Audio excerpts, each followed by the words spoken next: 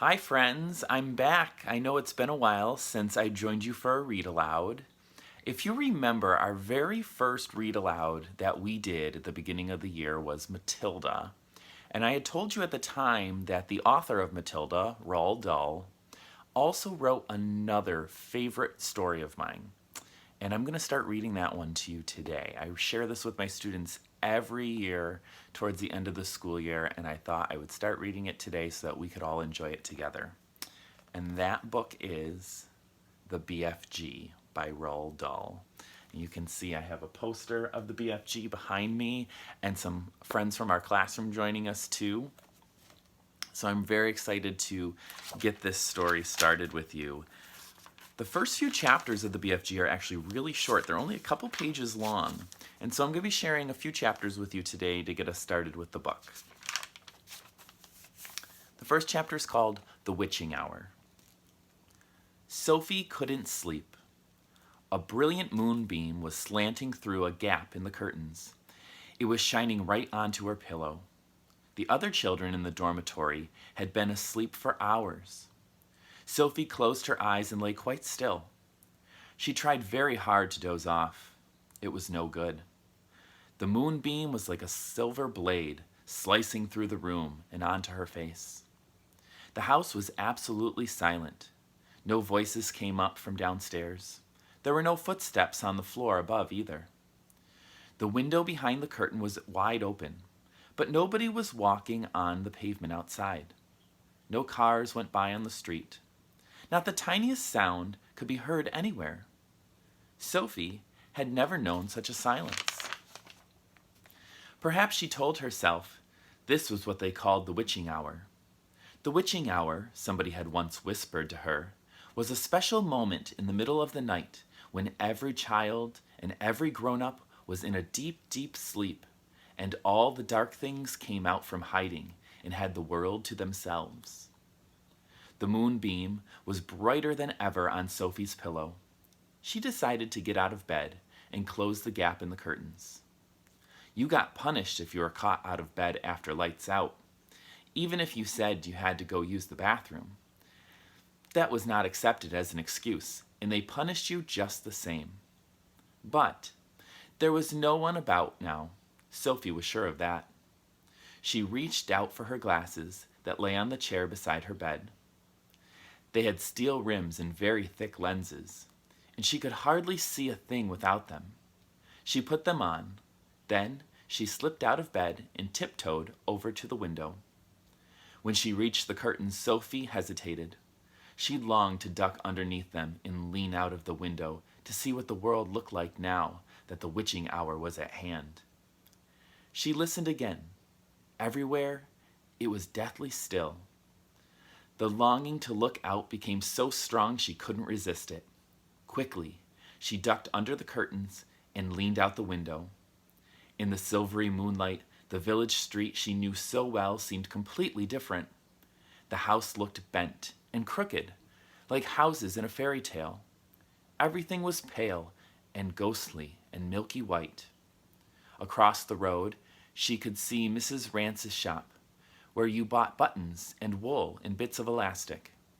It didn't look real. There was something dim and misty about it, too. Sophie allowed her eye to travel further and further down the street. Suddenly, she froze. There was something coming up the street on the opposite side. It was something black, something tall, something very tall and very black and very thin. The next chapter is called Who.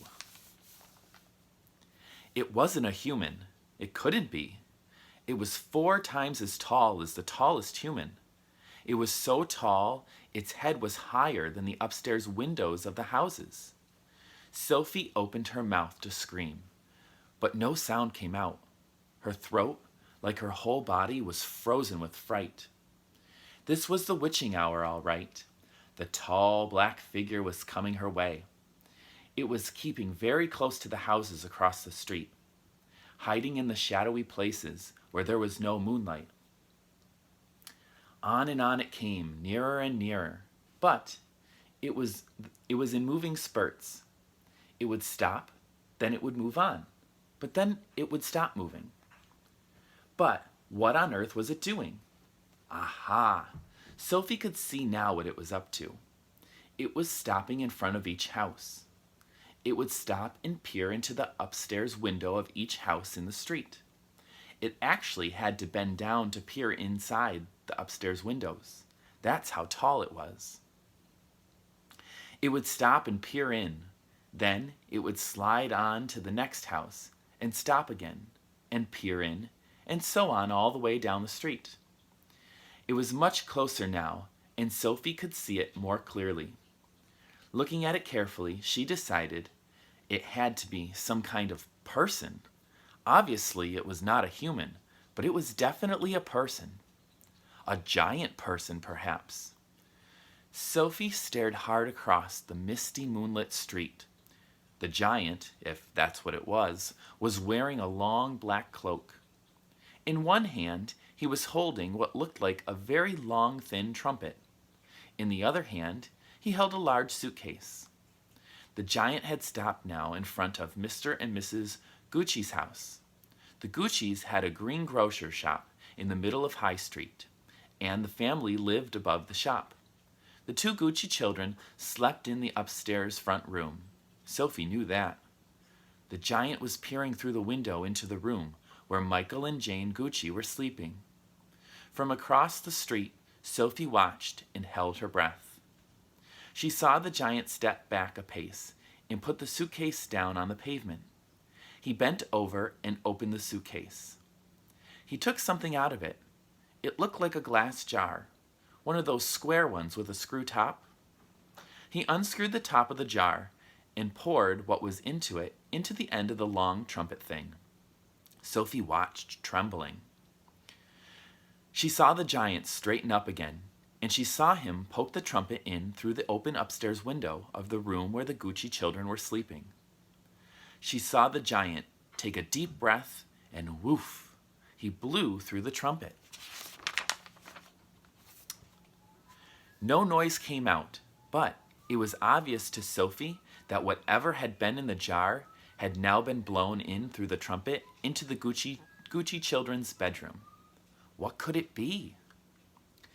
As the giant withdrew the trumpet from the window and bent down to pick up the suitcase, he happened to turn his head and glance across the street. In the moonlight, Sophie caught a glimpse of an enormous, long, pale, wrinkly face with the most enormous ears. The nose was as sharp as a knife, and, above his nose, there were two bright flashing eyes, and the eyes were staring straight at Sophie. There was a fierce and devilish look about them. Sophie gave a yelp and pulled back from the window. She flew across the dormitory and jumped into her bed and hid under the blanket. And there she crouched, still as a mouse, and tingling all over. The last chapter I'm going to share with you today is called The Snatch. Under the blanket, Sophie waited. After a minute or so, she lifted a corner of the blanket and peeped out.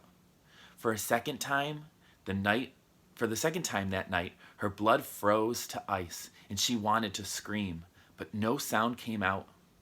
There at the window, with the curtains pushed aside, was an enormous, long, pale, wrinkly face of a giant person staring in. The flashing back of eyes were fixed on Sophie's bed. The next moment, a huge hand with pale fingers came snaking in through the window. This was followed by an arm as thick as a tree trunk, and the arm, the hand, the fingers were reaching out across the room towards Sophie's bed. This time, Sophie really did scream, but only for a second, because very quickly, the huge hand clamped down over the blanket, and the scream was smothered by bedclothes.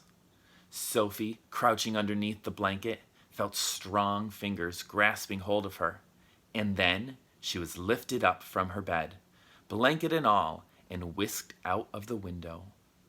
If you can think of anything more terrifying than that happening to you in the middle of the night, then let's hear about it.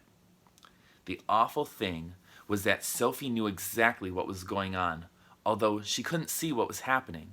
She knew that a monster, or giant, with an enormous long, pale, wrinkly face and dangerous eyes, had plucked her from her bed in the middle of the witching hour and was now carrying her through the window, smothered in a blanket. What actually happened next was this. When the giant had got Sophie outside, he arranged the blanket so that he could grasp all four corners of it at once in one of his huge hands, and Sophie imprisoned inside. In the other hand, he seized the suitcase and the long trumpet thing, and he ran off. Sophie, by squirming around inside the blanket, managed to push the top of her head out through a little gap just below the giant's hand. She stared around her. She saw the village houses rushing by on both sides. The giant was sprinting down the high street. He was running so fast, his black cloak was streaming out behind him like the wings of a bird. Each stride he took was as long as a tennis court. Out of the village he ran, and soon they were racing across the moonlit fields. The hedges dividing the fields were no problem for the giant. He simply strode over them. A wide river appeared in the path. He crossed it in one flying stride. Sophie crouched in the blanket, peering out. She was being bumped against the giant's leg like a sack of potatoes. Over the fields and hedges and rivers they went, and after a while, a frightening thought came into Sophie's head. The giant is running fast, she told herself, because he's hungry, and he wants to get home as quickly as possible, and then he'll eat me for breakfast. And there is the giant running across. And so that's all I'm going to share with you today. I know those were 3 quick chapters. And the next chapter that I'll be sharing with you is called The Cave. So stay tuned. I'll be sending out the links each day when I read some more of the BFG. And I hope you've enjoyed the beginning. So friends, I will see you soon. Take care. I hope you're all well. And I miss you guys.